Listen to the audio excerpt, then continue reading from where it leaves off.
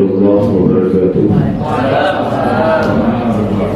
Alhamdulillah, jamaah zuhur yang dirahmati Allah.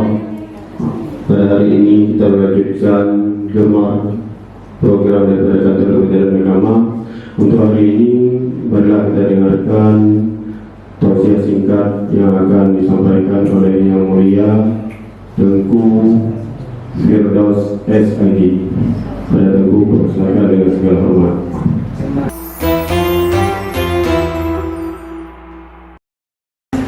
Assalamualaikum warahmatullahi wabarakatuh. Waalaikumsalam warahmatullahi wabarakatuh. Alhamdulillah rabbil alamin alladzi syahida bi wujudihi jami'ul kainat. Asyhadu an la ilaha illallah wahdahu la syarika lah wa asyhadu anna sayyidina Muhammadan abduhu wa rasuluh. Wassalatu wassalamu ala sayyidina Muhammad wa ala alihi wa sahbihi wa tabi'ihi fi aqwalihi wa af'alihi. قال الله تعالى في القرآن الكريم أعوذ بالله من الشيطان الرجيم بسم الله الرحمن الرحيم ويؤثرون على أنفسهم ولو كان بهم خصاصة صدق الله العظيم. Bersyukur kepada Allah Subhanahu wa taala, salawat dan salam kepada Rasulullah sallallahu alaihi wasallam. Apa sebab yang kami berikan para isi Pak Ibu sedang jamaah zuhur yang dirahmati Allah Subhanahu wa taala. Menurutnya ini kemakul saya jadi temanya menyangkut dengan fikri tauhid mungkin lebih tenang, tapi karena temanya menyangkut dengan kisah para sahabat lu buku nama-nama lu tahu nama-nama buka puasa nama ingat tapi untuk mengisi sejenak izinkanlah saya menyampaikan sedikit tentang kedermawanan sahabat Rasulullah sallallahu alaihi wasallam. Sedang dalam Allah Subhanahu wa taala kita sering mendengar istilah atau kata-kata dermawan. Dermawan itu sifat yang melekat pada seseorang yang sering memberi. Karena sering memberi maka dia disebut dengan dermawan. Tetapi kalau orang yang memberi hanya sekali, bukan sebuah kebiasaan, walaupun dengan jumlah yang banyak, itu belum bisa dianggap sebagai orang yang dermawan. Seorang yang menyanyi di kamar mandi, seperti ibu sering nyanyi sambil buang hajat, buang hajat lagu duet, maka itu tidak bisa dikatakan sebagai artis. Lebih dari kamu menurut itu artis, sebagai penyanyi, dan bukan menyanyi hanya di kamar mandi. Tapi seorang penyanyi yang sering tampil, maka dia sebut sebagai penyanyi karena profesinya itu menyanyi, ada sebagai artis. Tetapi orang yang dermawan, tidak bisa disebutkan orang yang dermawan kalau dia hanya memberi sekali saja seumur hidupnya. Jadi tidak bisa dicap dia sebagai orang yang dermawan. Namun kita semua tahu bahwa kehidupan Rasulullah dan juga para sahabat itu melebihi dermawan. Karena dermawan menurut Imam Al-Qushairi dan kita ada salah bahwa dermawan itu bukan hanya memberikan harta. Dermawan itu bukan hanya memberikan infak berupa materi, bantuan uang dan sebagainya.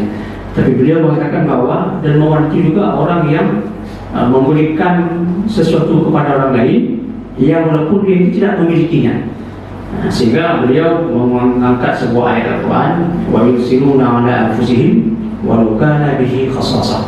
Mereka itu lebih mengutamakan orang lain walaupun untuk dia tidak ada apa-apa. Maka seorang yang memberikan pengetahuan kepada orang, kalau pekerjaannya dia memang seorang guru memberikan pelajaran kepada orang, maka dia juga orang dermawan walaupun dalam kehidupannya tidak pernah bersedekah.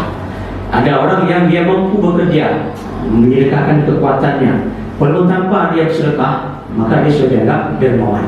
Dan dermawan itu bukanlah memberikan harta dan sebagainya. Tetapi sahabat Nabi, para sahabat Rasulullah itu tidak hanya mereka memberikan harta, tetapi banyak hal yang mereka kerjakan itu walaupun mereka tidak memilikinya. Sebagai contoh, ketika Nuaiman ini salah seorang ahli Badar yang tewas di perang Badar. Nuaiman ini pernah suatu ketika dia ingin bersedekah kepada Rasulullah SAW seteguk segelas madu. Jadi ketika dia panggil tukang madunya, tukang jual madu, ketika dia mau beli tidak ada uang, karena peng dah beli. Tapi pacarannya, dia boleh tapi peng kena beli. Sehingga oleh Nuaiman dibawalah si tukang madu tadi dibawa ke rumah Rasulullah SAW. Ketika itu Rasulullah sedang berusaha dengan para sahabat. Beliau ketuk pintu oleh Nuaiman.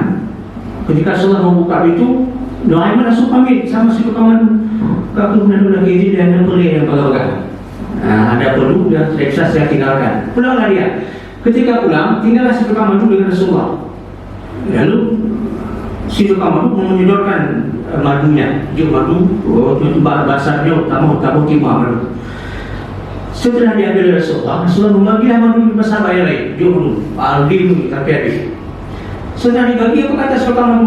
Ya Rasulullah, anda bayar dulu madu saya, baru anda bayar, anda bagi-bagi. Jadi ini belum dibayar, belum. Ternyata si Nuaiman ingin bersedekah karena apa? Lalu Rasulullah memanggil Nuaiman, kenapa kau seperti ini? Kenapa kau membawa tukang madu tapi tidak kau bayar? Apa kata Nuaiman? Ya Rasulullah, saya ingin sekali berderma untukmu, ingin memberikan bantuan untukmu, tapi saya tidak punya uang. Maka doakan saya sebagai orang yang dermawan di dunia ini. Jadi dermawan itu kembali pada ayat tadi, memberikan sesuatu kepada orang walaupun dia tidak memiliki sesuatu yang dermawan. Contoh kedua, kita mengenal sahabat Abu Bakar Siddiq. Abu Bakar itu ketika beliau masuk Islam itu, beliau membawa harta sebanyak 40.000 dirham. Sehingga uangnya itu habis hanya untuk membeli budak, membayar budak, membebaskan budak-budak. Sehingga ketika hijrah ke Madinah, beliau hanya punya 5.000 dirham. Jadi ketika itu, suatu hari Abu Bakar bersama dengan Nuaiman dan juga Suwaibid. Suwaibid itu juga seorang sahabat yang mati di perang Badar. Mereka pergi ke Syam, sampai ke Syam. Ya. Dululah tinggal mereka di tempat istirahat. Mereka membawa ada 3 butir roti. Dia roti gemede Abu Bakar Siddiq. Ketika itu rotinya diamanahkan kepada Suwaibid. Kemudian Abu Bakar pergi berjalan, lihat pemandangan di Syam. Ketika itu si Nuaiman tadi dia kelaparan, kadu. Kemudian dia minta kepada Suwaibid agar jatah makanan untuk dia diberikan. Lalu saya sudah lapar, tolong berikan jatah makan saya, jatah roti saya untuk diberikan. Apa kata Suwaibid? Nuaiman, tidak boleh. Kesepakatan kita makan bersama. Saya juga pegang amanah janji dari Abu Bakar Siddiq. Itu perlu diberikan. Kata Nuaiman, kalau engkau tidak berikan, apa kamu siap melihat saya buat ulah? Lu pergi lagi bahasanya. Lu pergi lagi. Lu boleh berada? Lu boleh berada 24. Apa kata Suwaibid ini? Tidak boleh. Saya tetap berpegang bahwa Abu Bakar melarang memberikan roti sebelum waktu makan. Jadi ketika itu pergilah si Nuaiman ke pasar. Pergi ke pasar, dia mencari orang-orang yang membeli budak. Ketika ada orang yang sering beli budak, agen budak atau agen kambing, kalau kita sini agen-agen, dipanggillah. Dia tanya, apa anda mau beli budak? Mau, katanya, saya ada budak. Saya ada budak satu orang. Tapi kalau anda tanya dia budak atau bukan, dia akan jawab bukan budak. Tanya budak, kalau budak ya bukan. Boleh, pergilah. Dibawalah tukang beli budak, dibawa ditutuplah si Suwaibid sedang menjaga roti Abu Bakar, menjaga roti. Datang dia, ini budaknya. Dari itu budak, datanglah si pembeli budak, dia tanya, apakah tuan seorang budak? Bukan, ikut Suwaibid. Bukan, saya bukan budak. Di dalam pikiran orang yang beli tadi, kata Nuaiman tadi, kalau dia menjawab bukan, itu bohong. Dia budak, dia pasti jawab bukan. Lalu dibelilah si Suwaibid tadi dengan harga 25 dinar. Dibawalah si Suwaibid jadi budak orang yang beli tadi. Ketika datang Abu Bakar, kalau Abu Bakar tahan dari Suwaibid, budak oleh Nuaiman. Carilah Abu Bakar. Abu Bakar tanya sama si Nuaiman, mana si Suwaibid? Sudah selesai jual sebagai budak. Lalu datanglah Abu Bakar membeli kembali Nuaiman, membeli Suwaibid tadi yang sudah jual sebagai budak. Sampai sebegitunya Abu Bakar rela memberikan uangnya hanya untuk menebus padahal dia itu bukan seorang budak. Itu kisah sahabat.